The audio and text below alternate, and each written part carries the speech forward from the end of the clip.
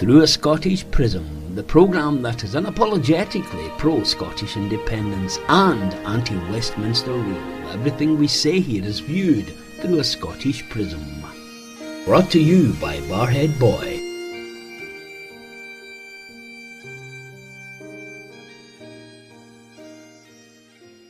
Well, welcome back, folks, to Through a Scottish Prism. Nice to be speaking to you again. It's been a couple of weeks, actually, since we last spoke. I was in transit last week back from sunny Dubai, and we didn't have a show. So we're now 2 weeks closer to independence, and with all the things that have been happening in this last week or so, we might be even closer than we think. And to discuss all the week's issues and everything that's going on, I'm joined by a dear old friend of mine from Barrhead, my dear friend John, who is a heavy campaigner for the cause, as committed as any of us. He has his own business. He is a granddad. He's a brother. He's a husband.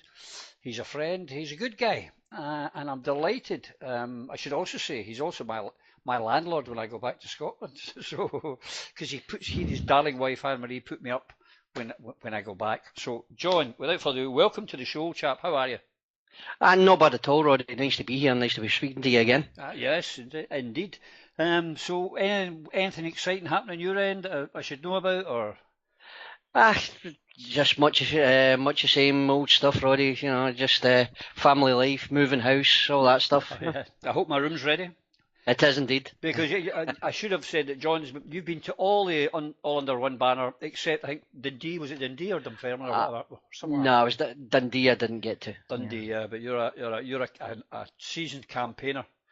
Yeah, I had hoped to get to them all this year, but actually Dundee one, I don't know why, but you know, when I was planning it earlier in the year, the Dundee one, I don't think it had been planned, or it had been planned later on or whatever. And when the date came out for it, it was kind of late for me to organise stuff to get there, so I was a wee bit disappointed. But hey, we'll make up for it. We'll make up for an Edinburgh, old chap. Aye, absolutely. I'm more ashamed that I've not made any of them up to now, so this will be I'll be a virgin on this trip. But I just hope I don't even know yet. Where's it from? Whereabouts in Edinburgh? From where to where? Actually, it's from Princess Street Gardens, and it basically goes up and down a few of the streets locally around till it finishes up at the Holyrood Park. So it doesn't look to be it doesn't look to be a huge distance, or strenuous, or too strenuous. But that's what I was just trying to. I was talking to Anne Marie about it, and I was saying it goes up the mound, and I'm wondering if it actually goes up the mound or not, because it's quite a hill. So you gotta get ready for giving me a piggyback, mate. I booked a couple of rickshaws just in case. Apparently, it's the Edinburgh AU is to be over by 5 o'clock. Because they said you'll not be staying for your tea. Boom, boom. Thank you. Dear, I'll get my coat. Yeah. But yes, we'll be going to that, and anyone who's listening in here, I hope you're all going to. I think it's so important, though, particularly this one, John. They're all important. And I think from the start off, from Hands Off Our Parliament, the Hoop, which was fantastic, started the whole ball rolling, and I think was the lighting of the blue touch paper of the Yes movement, which had been almost in hibernation, and that started it going. But this is the crescendo. I think this is the big one. It's the night before the SNP conference starts, and it's the time to send out a message to the SNP leadership that we're ready. We're just waiting on you. Yeah, I think I would like to think that this should be. It has all the kind of credentials to be the biggest march that we've had, the biggest show of strength that we've had so far. Yep. And I sincerely hope it is, and encourage anybody who can, to join us on the 6th of October. I'm thinking it'll be a great day. They usually are. And as you say, we've now got, I don't know if you've seen Angus MacNeil. I think he was actually on Alex Salmond's show. And he was saying, obviously people are getting restless and stuff, and what he was proposing that the SNP should issue sort of scenarios. So, we will go for independence and on that day if this scenario arises, and we'll do that if that arises. I don't think I'd necessarily agree with them, but I do think that there needs to be some sense that or some indication that they are listening. Well, but my dear friend and Peter Bell, who, as we know, is an absolute uber loyal SNP man like myself, uber loyal. But he expressed after the spring conference, and actually got attacked by a lot for it. He expressed that he thought that Nicola and her address to the conference in the spring didn't sort of pay enough attention, or not attention, didn't highlight enough the hoop and there already been in one or two AUOBs, and didn't say enough about the independence movement. And I think you're possible. I don't think she can ignore it this time. And I did notice. I mean, there was I put out a tweet with her, one of the things she said about. She was saying the only way to avoid this Brexit is for Scotland to get independence. So she's talking it up, and I think it would be very hard to go to this conference in a fortnight and not say anything and not give us an indication. Without opening your hand too much. I mean, as you say, she could say, "Well, we will be having it's going to happen. I'm telling you now, ladies and gentlemen. I've given the British government every chance. It's just about timing now." Well, that's it. I think something. To be fair, I think, as you know, I've said repeatedly that although Peter and others, including yourself, were calling for a referendum round about this time of year, and I'd said that I didn't think it would happen because Nicola had said that she would see what shape it took before. So I never really expected the call for the IndyRef to come before the conference. I think, though, I could be wrong, it's just my opinion. I think that when Nicola said that, I think she had the conference in mind, because if there hadn't been the delays that there have been with the Brexit negotiations, I think we would have known by now what the deal was supposed to be. So I think going into conference, they would have been, or the SNP would have been expecting at that point to be able to say, "This is what we think." Well, I don't think it's a question. I think we've known for a long while what it's going to be. It was just getting confirmation of what it's going to be. Well, this brings me nicely along to, in the last week, Salzburg in Austria. What a shambles! An embarrassment. I mean, if I was a unionist, or if I was someone in England, I would be horrified and embarrassed about what happened over there.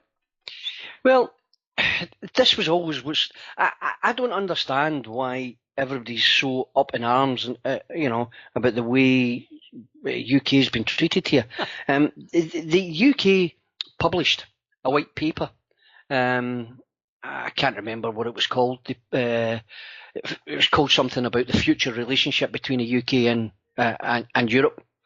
And it sets out that there's a foreword by the Prime Minister, which sets out in black and white the fact that the UK is not prepared to accept the four freedoms. That white paper should have stopped there. There was no need to say anything after that, because it was never going to be accepted. So anybody with half a brain knows that what happened in Salzburg was going to happen. It's been it was inevitable. Well, as you know, we've got another great wee pal, ladies and gentlemen, our friend Frankie. We Frankie way back in November when I did that blog, Two Wee Guys from Pollock. When they cobbled together, the British government allegedly with the EU, that they'd come to an agreement on a backstop, a solution to the Northern Ireland problem.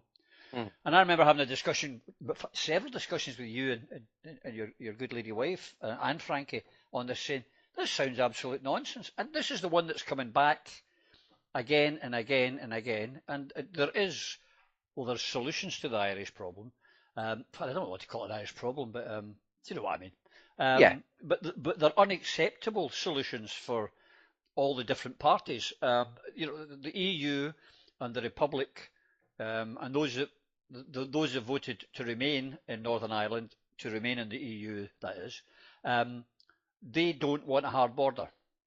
No. The hardcore unionist DUP knuckle-dragging dinosaurs, they would love to have one of those Donald Trump walls round their 6 counties, painted orange, no doubt as well.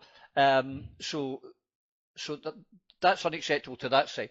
To the DUP and the knuckle draggers, they're not willing to accept a border in the North Channel or the Irish Sea, if you prefer. And so, and then the right wing of the Tory party will not accept giving any part of the UK away. So it's an intractable, and we've all known that since the day one. But as you say, the papers and I think ignorance south of the border of Irish politics plays a lot into that. The total disregard for anything in the Celtic fringe, I think, plays into that. Well, I don't think it's just that the Celtic fringe. I think that's very demonstrable at the moment. But it's the whole Little Englander thing where they think, really? They said no? Did they? Really? Saying no to the UK. How dare you? What's wrong with these people? We'll invade them. It's just the attitude of it's arrogance. It's absolutely arrogance. And the whole basis of the reason that Scotland needs to be taking itself away from that situation, Yeah, well, the whole thing was, we were nearly 2 years into the Brexit, after Article 50, when David Davis was still in situ. And he had never been to Northern Ireland to look at the border. And as those of us who are in the know that you can go into a house through the front door and then you're in Northern Ireland, you go to the back door, you're in the Republic. There's 300 border crossings. 20,000 British troops couldn't close that border during the height of the Troubles. So I don't know how they intend to close it now. So it is the rock in which they'll perish. And what no one's mentioning, which I will, because as you know, as folks and my dear friend John knows, I live in Catalonia, part of España, Gibraltar. Now, you're not getting here now. I notice, I keep looking at, there's nothing getting mentioned in the UK. The Spanish are starting to flex their muscles. They smell blood when it comes to Gibraltar, and they're wanting, at worst, they want joint sovereignty. Yeah. And so you could end up with a situation here that'll upset the Jacob Rees-Moggs and all these other muppets. But you could end up that Gibraltar, who voted like 98% to remain in the EU, will get staying in the single market and customs union. Northern Ireland with 57% might get staying in the single market and the customs union. England and Wales, who voted to leave the single market and customs union, will get that. And Scotland, who 62% voted to remain, will not get that. Because they've been trying to do that deal. They've said, okay, we'll do a deal in Ireland. We're willing to sacrifice that. But you mustn't give anything to the Scots. They must get nothing. They mustn't be allowed. Appalling. Yeah, absolutely. And I don't know how much of as you know, I don't buy or read newspapers, but every now and again, one is brought to my attention. And of course, there's been a story that's kind of flicks in and out of the news about Theresa May and Davis, etc. Begging the EU leaders not to do anything, which would reflect well on Scotland. Correct. It's just all this partnership of equals. You always were a comedian, John. You always were a comedian. Absolutely. It shows it for what it is. Yeah. They want to keep Scotland as a colony. Yeah. And they treat it as a colony, and they're, for good reason, for good financial reason. Oh, for sure. Despite what they will tell you. I saw a couple of things again, and we know, you and I have spoken about this, and I've got to tell you folks, John's the first one to come on to me and tell me when I've done a blog that you missed out an apostrophe or an S there, and that didn't quite happen. You said, and I'm not good with numbers, so John keeps me, and we have to be right. We have to be absolutely right in everything we do, unlike the unionist foreknown press and broadcasters. I saw something, I've not had a chance to check on it today, But it came from a fairly reliable source, and I'm going to investigate it. But apparently, allegedly, now I keep stressing this, folks, allegedly, and I believe you in the next week or so I'll try and confirm it up. Winston Churchill was talking to De Valera during the war, and was willing to, unite Ireland, get rid of the 6 counties and give a united Ireland in return for cooperation from the Republic in the Second World War. Now, I think that's probably credible and believe it is possible. I've never heard it till today, and I only saw it in a quick bit on social media, but I'm going to check that one out. But it wouldn't surprise me. They would sell their granny to fill their own pockets. No, absolutely. It sounds feasible, but that's that. When you said it now, that's the first time I've heard that. So I wouldn't know whether it was any validity in it or not.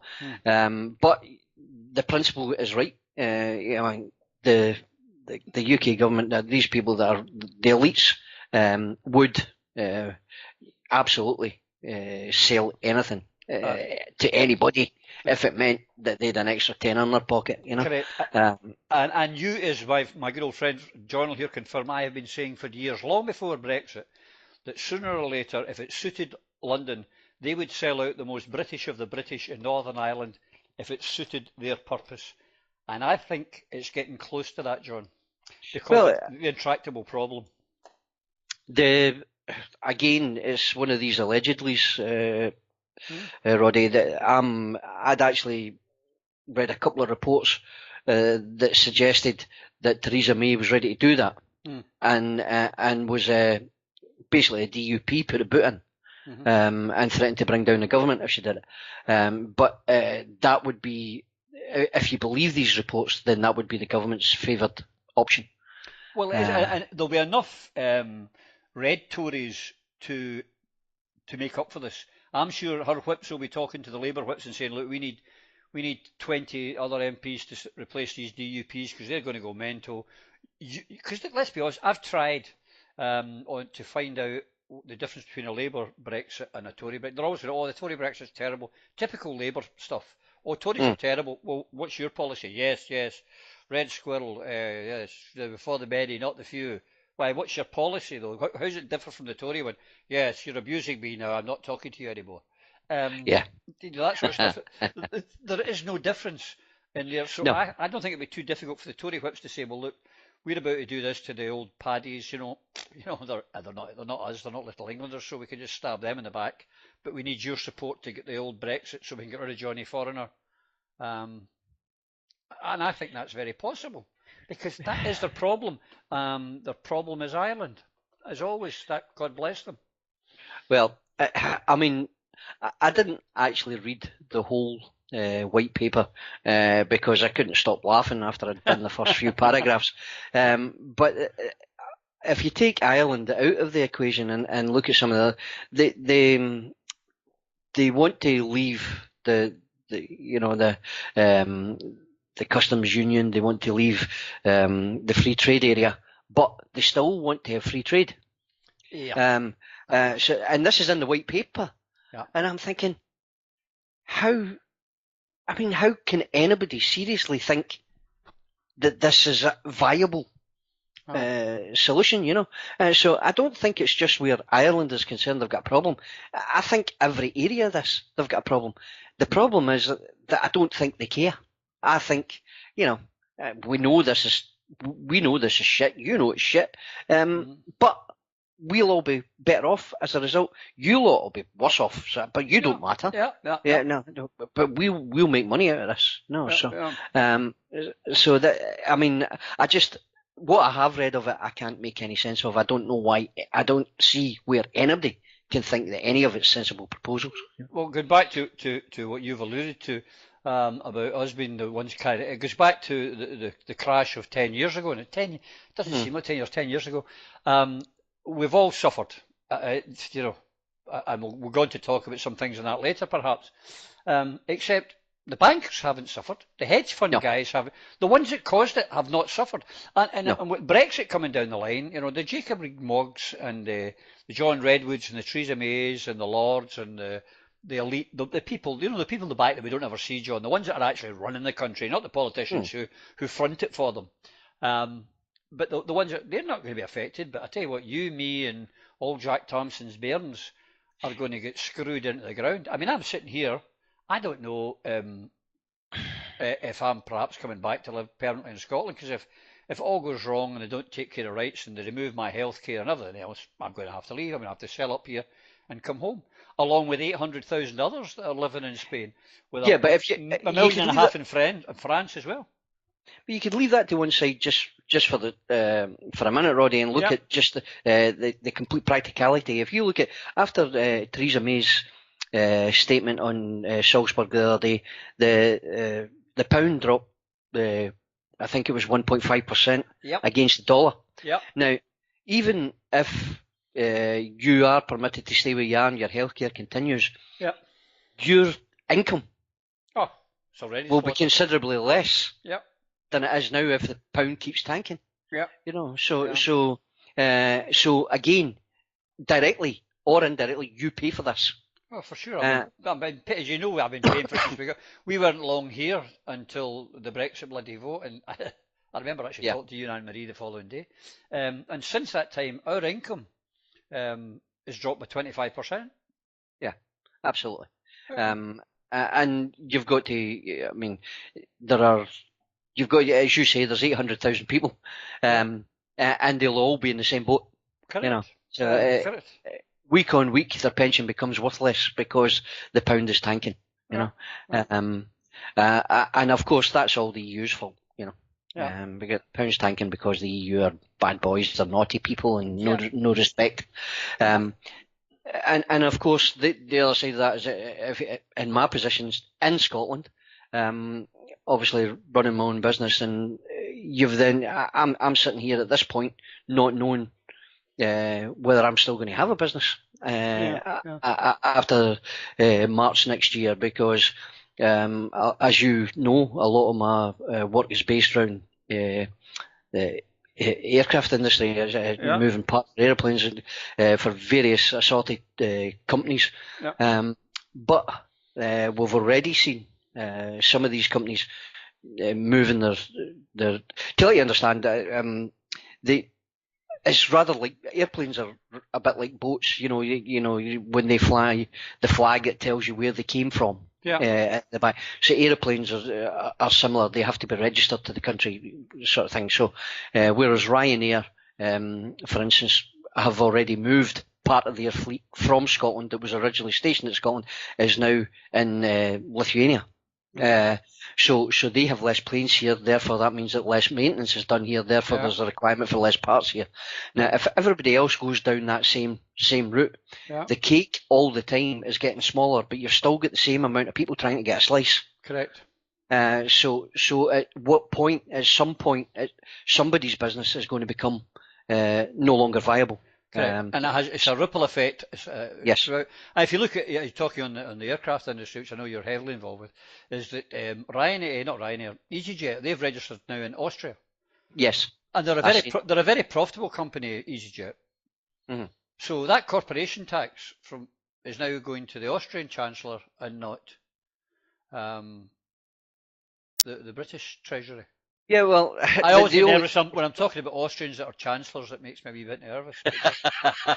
Yeah, I was just actually, I was away in a different tangent. I was just wondering whether or not something that was really profitable would actually pay any corporation tax in Britain. Well, there is that.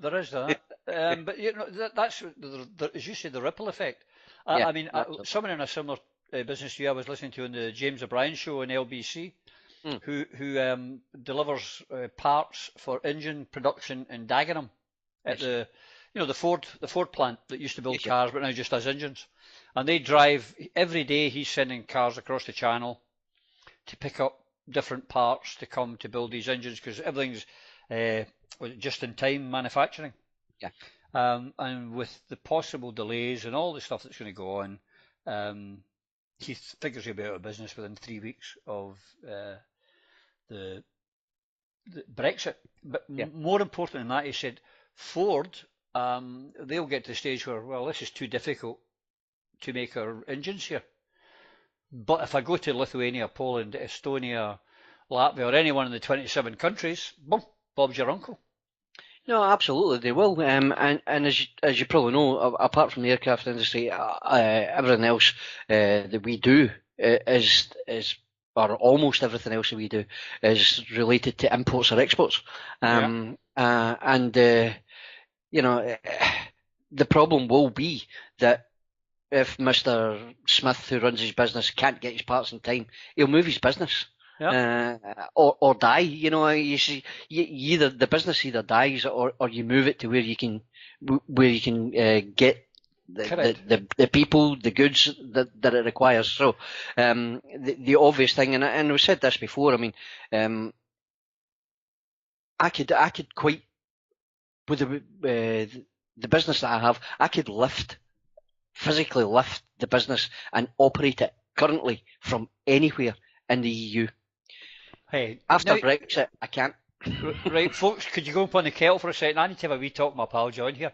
Listen, John, how do you fancy Catalonia? Hey, the thing is that after March I might not be able to provide an income, so you might need to keep me. We can come to an arrangement. We can get it sorted, mate. Oh God, that'd be good. Anyway, right, you can come back, folks. You can take the kettle off.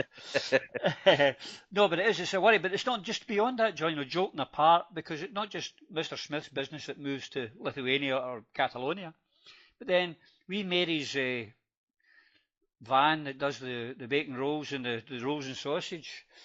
They're going to have to close down because there's no one to sell those rolls and sausages to. And Morton's, who make the rolls, and the butcher that makes the sausages, it's got the ripple effect. Absolutely. It's huge.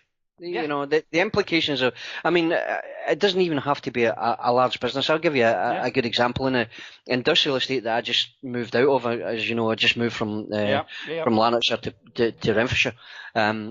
There is various assorted small companies, and nobody employs more than 5 or 6 people, except for one business there. And that one business went on. They all went on holiday for a fortnight. The place shut down for a fortnight, and the woman who runs the snack van in the estate decided there was no point in opening up. She shut hers down for a fortnight. Right. Now that tells you a story, because if these people are not going to be there, if that business shuts down, then it's not viable for her to operate there anymore. And exactly what you're saying, then the cash and carry loses business. The people that she employs to serve people the rolls and sausages then don't have, so we'll now get more people on benefits, so therefore the local economy suffers. It is a huge knock-on effect. Correct. But the ones who do not get affected are people like the Jacob Reed-Mosses and the rest of them. They're not going to be affected one iota.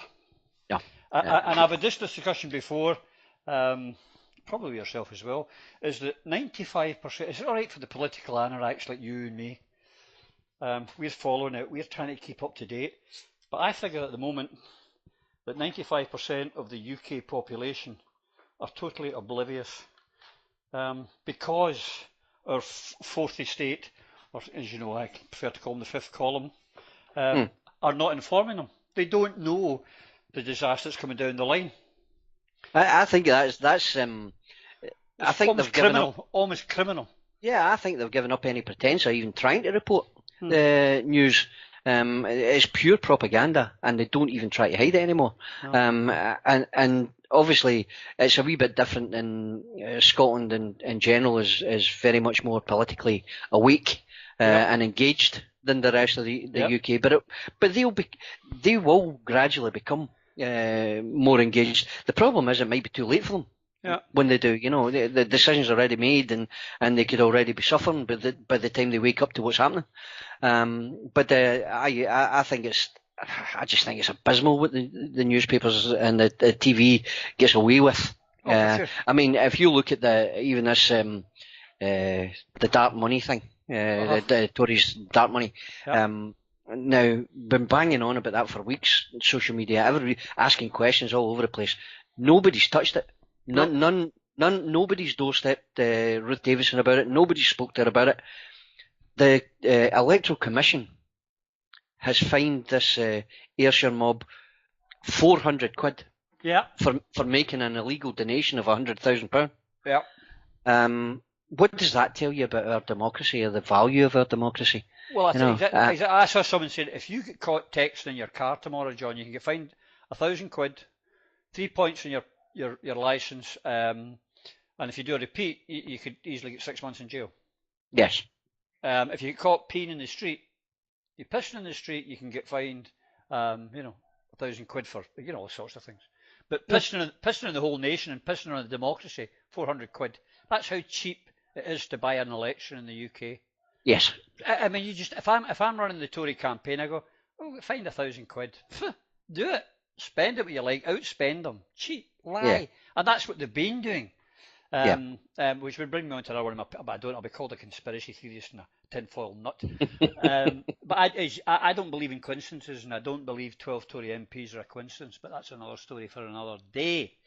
But on the Brexit nonsense, I was looking to earlier in this week where suddenly Jeremy Corbyn, that guy with the beard, the wee Islington guy, him, that believes in self-determination for all the nations in the world except Scotland, that guy. Yes, that's the one. Him that says that we should, if Scotland had only had a separate legal system, they could do more.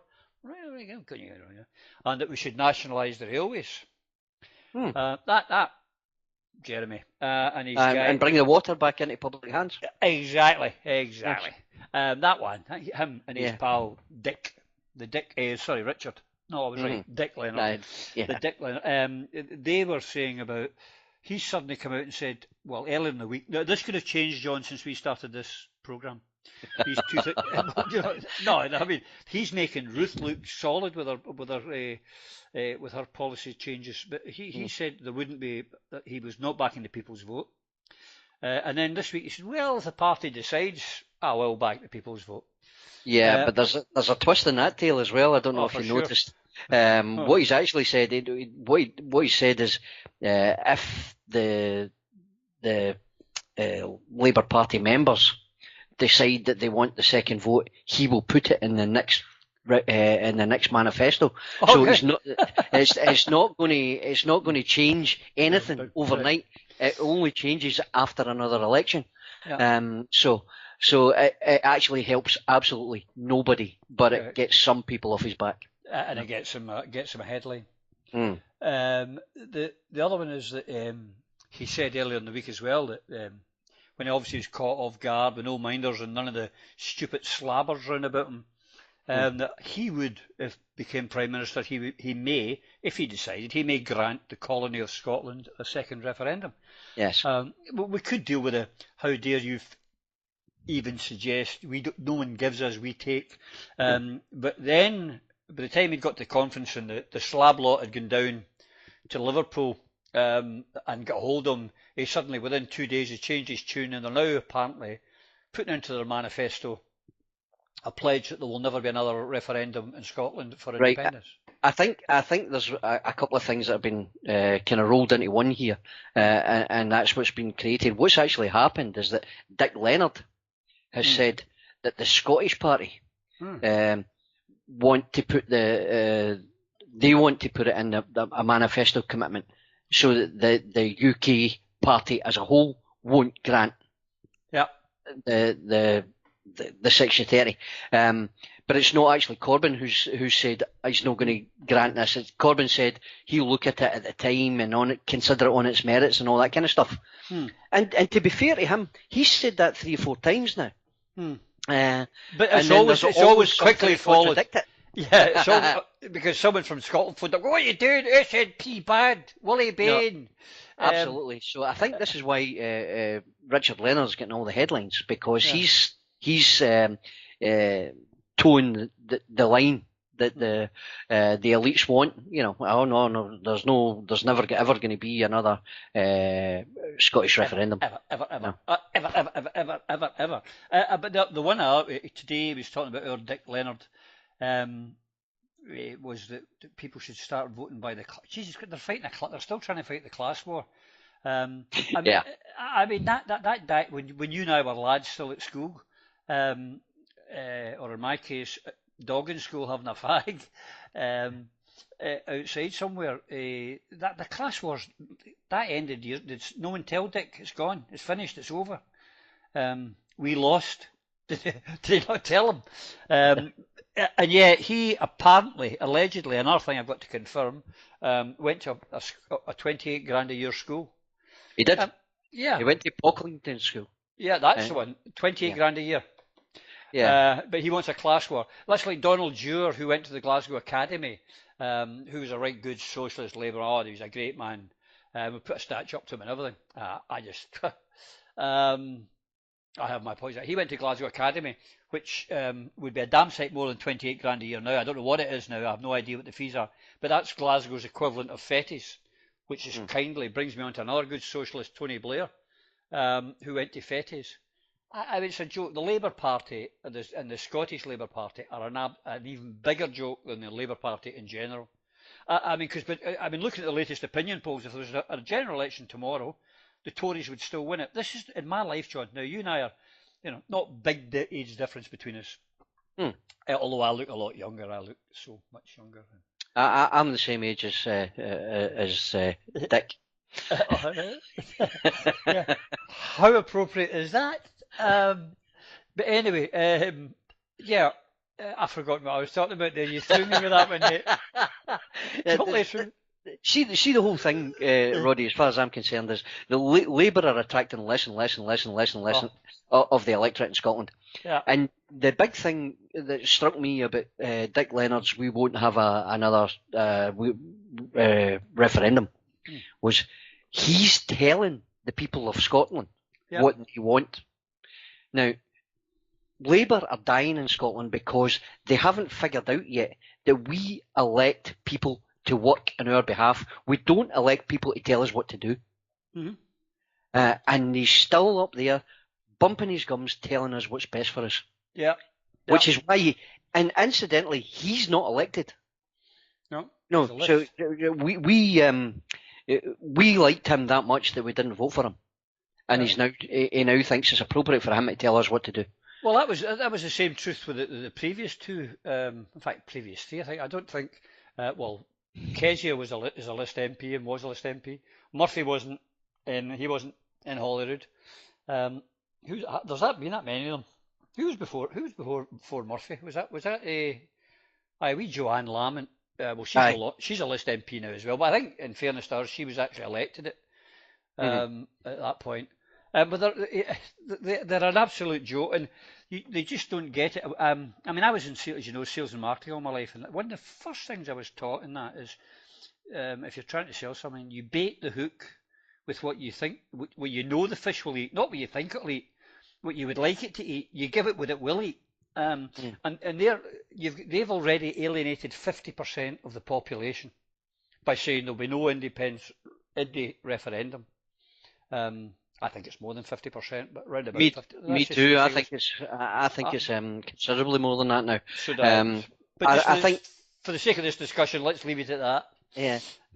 So they've alienated that. That just doesn't make sense, John. You wouldn't alienate 50% of your prospective customers, would you? In your business? No, I wouldn't. No, it just doesn't make any sense. No, your customers don't know if you like football. They don't know if you like Rangers or Celtic, you like rugby or football. They don't know if you're nationalist, Tory. They don't know. They don't know those things. No. That's not you being dishonest. You tell them what they want to hear, which is the important things. I talk to them about business. Correct, and that's what the Labour Party, they're so busy hating the SNP and hating Scotland that they're not saying, well, look, here's what we would do. Within the British Union, we will double the pensions. We will, I don't know. We will, nationalise the railways. We will increase the NHS spending. That's what they should be doing. But no, it's not. It's SNP bad, SNP bad, SNP bad. Yeah, absolutely. It's everything they say has to be taken with a pinch of salt because they haven't really proposed. They've said, we'll do this, we'll build houses, but nobody said how they're going to do this or how they're going to be able to do this. And the thing is, and I've said this repeatedly, Roddy, I can promise you anything I like as long as I don't have to deliver it. Oh yeah, for sure. For sure. And that's the position Labour are in, and that's the position that they're using it to their full advantage. We're going to do this, we're going to do that, despite frequently making promises on reserved matters. which obviously they can't deliver, and SNP can't deliver either, because it's a reserved matter. But you've got them. It's pulling the wool in a regular basis. We're going to bring water back into public hands. It's already in public hands. Yeah. SNP refused to nationalise the railways. At the last time that the railways came up for tender, it was the SNP. The government couldn't bring it back in. The laws were changed after the tender for Abellio was. That was part of the Smith Commission. And Labour refused to. They refused us the permission to do it. Correct. So they're constantly pulling the wool, and if you actually look at what they say in any given day, you're quite right. If you read into it, they have no policy except say anything that potentially might make some people think the SNP are bad. Well, it's as bad as that. On that, talking of it, it was Kristen Hare, Tory MP for Angus. No, listen. You're going to start introducing comedians into the game now, are we? No, I'm about to get myself into problems here, but ladies, please take it away. I'm about to say, but she's given dumb blondes a bad name. I mean, she really is. She has got to be the dumbest woman in the planet. She's attacking, saying the SNP have to do something about Brexit, agricultural problems, and everything for her. Family far. Excuse me, love. Maybe I'm wrong, love, but I think you're in the party that's in the middle of this Brexit fiasco. What is the deal going to be? Is agriculture? We've got a continuity bill that's getting challenged in your Supreme Court. Is it going to be us? It's going to be looking after agriculture. Or is it going to be there? How are you expecting us to fix it? But what's even more annoying, John, is that the Courier, a so-called respected newspaper, is allowing her to spew those lies. Yeah, absolutely. And I don't know. I've said before, I'm a bit of a cynic. I don't know whether she is lying or is just thick as mince. I'm going for a bit of both. But there are so many things, as you say. There is the UK government are fighting hard to bring agriculture after the Brexit back to Westminster. So in which case, her ire should be directed at them. But even if they do, if that's the case, and it does come back to the SNP or it comes back to the Scottish Parliament, we have to know what the deal is going to be in trade tariffs and everything else before you can have any sort of plan. So it's not possible to formulate a plan for post-Brexit until you know what Brexit is. Correct. Well, there's two things about the lie. Is it a lie or they just glake it? And as I say, it's a bit of a both. But let's go back to Dick Richard Leonard. He every week practically is coming up with reserved matters and going on about it and doing that jumpy thing. I think he's like me. I think he's a big Rangers man because he does the bouncy every Thursday. You know what I mean? Yeah. He's doing it. Let's all do the bouncy, Nicola, and then start shouting as if he's a 1960s trade unionist standing outside a factory gate shouting all that. Those cliche stuff. But every week you think after 1 week someone will go, Dick, that's reserved, mate. Okay, well, let's go to next week and let's have a look. Yeah, Dick, that was reserved as well. You'd think after about the third week he would be saying, before I go, lead with this. Is this reserved or devolved? So I think it's, yes, they're thick. They are thick. We do get the creme de la creme in the SNP. But I do also think there's more than a hint of dishonesty, of vile, corruption in it. They are just, and it says to if there's any unionists listen to this, I'd be very surprised. But if you are, just think you have to lie so much to keep the union intact. That's the thing; they have to lie all the time, John. Well, absolutely. But the other thing is, I think I've possibly touched on this before, Roddy, is that I don't necessarily think that it's stupidity or whatever that raises the reserved issues. I think it happens too often for it to just be coincidentally stupid. Exactly. I think it's playing to a narrative. Exactly. Now, if you're a wee, even a soft yes, and you're on an island somewhere, and you just manage to see Jamie Green jumping up and down, stamping his feet, shouting about the rollout of ultra-fast fibre broadband across the country, and you're sitting there getting 2 megs, and he's screaming about the SNP, and of course it comes on the news that he's screaming about the SNP, but you don't get to see the SNP's reply to that. Yep. And the reply to that is, this is a reserved matter. This is the UK government. So that's now gone on the TV. So this wee guy sitting on an island thinking I've got 2 megs broadband speed, bugger that, I'm no voting for that SNP. Yeah, you're absolutely right. So you're absolutely right, and I can just say it, as you know, I'm an old telecoms and data man. yeah. I can remember not too long ago where you could sell a 2 meg pipe for 42 grand a year. yeah, yeah, that was big time. I'd be absolutely raging. I mean, if I'm sitting here, as you know, I'm sitting here on a fibre connection that gives me something like 250 megs. Correct. I've got 8 megs on a good day. Yeah, and I'm raging when I go to work, and I've only got 22 megs at work. I know, you know, I know. so. So, welcome to my world, Johnny boy. Absolutely. But as I say, I think a lot of this shouting about reserve matters is because that bit of it will go out, and there will be people out there who will believe it. Sure. The rebuttal won't be televised. It never is. No. It's usually an SNP spokesman said. Yeah. But their critics said. Yeah. Which brings me on nicely to more of the corruption, dishonesty, the vile dishonesty of them. I mean, I get they make me vomit almost. This week, the primary one assessments. Now we know it was Tory party policy in 2016, and it was in their manifesto. But I think there's some Tory sitting thumbing through the Greens manifesto, trying to find. They found the OBFA. That's the offensive behaviour at football matches legislation, ladies and gentlemen. And then they found this, and they've gone for it. And what annoys me about the Green Party here is they're allowing themselves to be useful fools. And the same with the OBFAs, the same with the assessment. They offer no alternative. They just want to get bloody the nose of the SNP and just drop this. But they don't offer an alternative, which shows you the lack of criticism. Now, if we can all see that, why can't the Green Party see it? And at least come with, say, look, here's what we think. Instead of this, do that, or this, or the next thing, or have a negotiation. Well, there's a couple of points I'd make on that particular subject. Firstly, you should understand, people in general should understand that you're right, it was in the Greens manifesto. So it's not necessarily that the Greens have done something bad here, it's that they've allowed themselves to be used is the problem. Correct. The second point I would make is, if you're going to do something like that and that's going to be unpopular in the Scottish Parliament, you then shouldn't send a guy who's wet behind the ears, dropped out of university, to come and explain to us how our education system is wrong. Mm-hmm. Now, that was stupidity in the part of the Greens. Ross Greer is in no position to lecture anybody about education. And let me just say, it was stupidity selecting him as a candidate in the first place. No, absolutely, I agree with that. I think he's an idiot. But that's neither here nor there.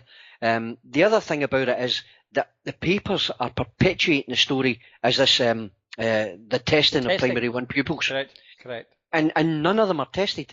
And the trauma that it causes to these pupils, they don't even know it's happening. Correct. So how can it traumatise them? And none of the papers, nobody has highlighted the fact that what they actually ask the primary one kids to do is to play a game. Correct. And they assess the way the kids play the game and make judgments about their abilities. Correct. Kids think it's great fun. You don't hear teachers complaining about this. You only hear the Tories complain about this because, as you rightly say, they flicked through the Greens manifesto and thought, oh, here's a wee chance to give the SNP a bloody nose. Let's go for that. Correct. And there'll be another one. They'll be looking for another one right now. Absolutely they will. And it'll happen again. And the other thing that should be noted about that is that it's all over the papers and stuff about SNP forced to scrap P1 testing. And it's not testing, it's assessment, and they've scrapped nothing. They've been asked to get more information. Yeah, they've been asked to look at it and come back with information on it. That's what's happened. You know? Because we have as I write about and I say all the time, we have a fifth column. We don't have a fourth estate. We have a foreign-owned media. I mean, even during the troubles in Northern Ireland, or rather in Ireland, going back to 1916 and through the times, and even the troubles in Northern Ireland from the 1960s onward, they had a lot of press and a lot of media on their side. We have nothing. We have nothing. I mean, you've got the National, that's it. But we have nothing. And these people that are owning the media, lying through their teeth, and they're lying all the time. And the politicians, I put out a tongue-in-cheek tweet which got absolutely so many likes and retweets, John. I don't know if you saw the one where I said, well, if they've got evil, we should bring in a thing. Only Scottish registered political parties should be allowed to vote in Holyrood. This was just after the Greens thing, which I did very much tongue-in-cheek. It got, I don't know, last time I looked at about 1,100 likes. People going, that's a great idea, by the way. Well, no, I think it is. I think you need to be able to control your political system, and it doesn't matter what we think up here or what we vote for or what we introduce in Holyrood. It won't affect Westminster, and the Westminster parties still dictate to the politicians who are in Holyrood. So it makes sense to have Scottish parties, but they would never allow it. They would never allow it, John. They would never allow it. I'm going to temper this by saying, that there have been a couple of attempts at introducing new Scottish parties, and I'm not suggesting that that's what we need to do. Rise and Sick Mob, they can do one, as far as I'm concerned. We don't need any of them, and I'm not advocating that any of these people. What I'm saying is that if I actually think that the Labour in Scotland have missed a huge opportunity. Because they're a massive political force in Scotland. Where is exactly what I'm saying, and there's no reason why they couldn't have maintained that, and there's no reason up until fairly recently why they couldn't have aspired to be back there if they just decided to be a Scottish party that was talking about Scottish politics to try and better Scotland. And if they had taken that opportunity, we might well be sitting here with looking at a Labour administration. But they decided to, as they usually do, load their gun and fire it straight through their feet. Actually, I think they must have feet like colanders. They've shot themselves in the foot so many times. Oh my goodness! I'll use that, John. I'll use that one. That's brilliant. I'll tell you what, we'll do a wee bit. I take it you and I will be frequenting the local hostelry in Barrhead when I'm back home. Oh, of course. Absolutely. So here's the wee bet for the first pint. If you can name two from the Labour Party, the Liberal Party, and the Tory Party, two of their policies that don't include SNP bad. I couldn't name one from any of the parties. Yeah, that's why I said it. You know what a miserable bastard I am. So that's you buying the first pint. Yeah. No, but it's the truth. It's the truth. That's not a joke. And this isn't. But it's very difficult. You couldn't. It's not. They've got nothing. No. They're going to build some houses. Really? I've heard that before. Yeah. They managed 6. Well, I don't think they even managed 6, Roddy. My understanding is that they got planning permission for 6, but only actually built 1. Yeah. That wouldn't be surprising me. And that was in Orkney or something. Yeah, it was on an island. I don't think it was Orkney, but it was on an island. And as I say, they got planning permission for 6, but they'd only actually completed 1 by the time they were out of office. So I don't know if the other 5 ever actually got completed. I couldn't say, but they ran out of money because they sent $1.5 billion back to London. We are, as always, my dear friend, but we're running out of time here for you and I talking. But a couple of things I want to mention, which the BBC haven't mentioned much, is the 2 crooked, alleged crooked councillors in Falkirk. If they had been SNP councillors, of course, it would have been wall to wall. The camera would have been following Nicola about wherever she went. Of course, it didn't make the STV or the BBC Scotland News didn't make it. It made it onto the website. But on the website, what it says is 2 councillors charged by police. 2 councillors charged by police. No mention that one's Labour and one's Conservative. It's just 2 Falkirk councillors. Here's the thing, folks. Any of you listening, if you want to be able to be a criminal, corrupt, get illegal donations, do anything wrong, become an elected Tory, Labour or Liberal councillor, whatever. You'll get no problem. You'll be fine. You can do as you like. You can get legal donations and get fined 400 quid out of your 100,000.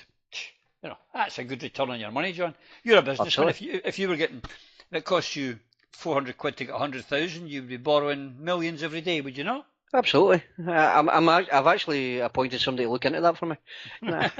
Change the name of your company to Tories Are Us or something. I don't know. But the last thing I'd like to just quickly go on, John, before I leave is, I mean, the Tory government, in my opinion, are lower than a snake's belly. I despise Tories with a passion that, I just can't go into it. But even I was shocked at the height of all the publicity about Theresa May's humiliation in Salzburg.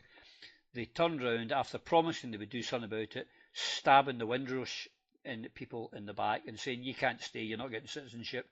Beat it. We don't want you."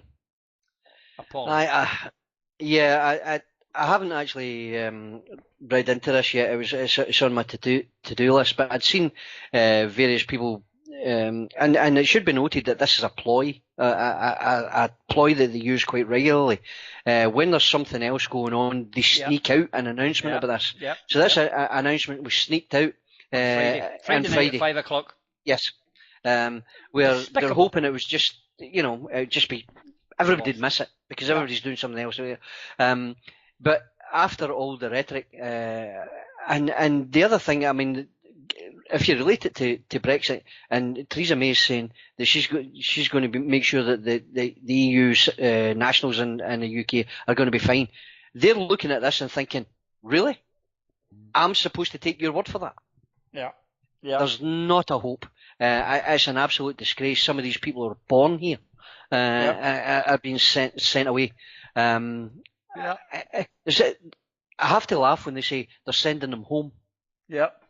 I watched some guy not long ago getting invited. He said, they said I have to go to Jamaica. He said, I've never been to Jamaica in my life. No, absolutely. I was born in London. I've been in London all my life. I've been to Mallorca twice. He said, I've never been to Jamaica. And they're telling me I've got to go back to Jamaica. Yeah. It's appalling. It's racism. It's absolutely racism. I watched a guy, not after this announcement, but after the whole Windrush story broke in the first place, and they were interviewing a guy in London, and he was sitting, and the big tears were running down his face when they were saying, they were telling him he was to go back to Jamaica, and the guy said, basically, I think he was 2 weeks old when his mother brought him to London. I can't remember. He told you what his mother did as a living, and that's why they were here. And that, and he was 2 weeks old, and they're sending him home. And he says, "This is my home. I don't know any place else. I've never known any place else." He said he had never even been abroad in his holidays. Yeah. And as I say, he's sitting there talking to the reporter, and the big tears are rolling down his face. And I thought, absolute liberty, pure, unadulterated racism.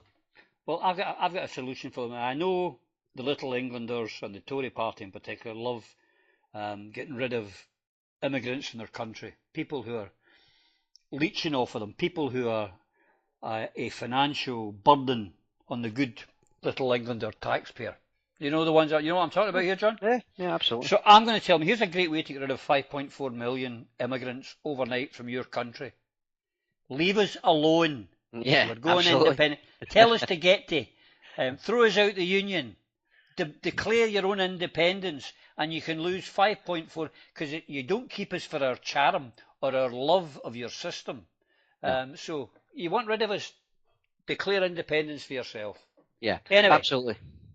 We've come to the end of our and we still didn't discuss several of the things we were meant to do. No, I'm sure we'll catch up when you go over here in a couple of weeks. Yeah, but this was but the last thing I want to say is I had plenty to say about Ruth, but she's a no-user.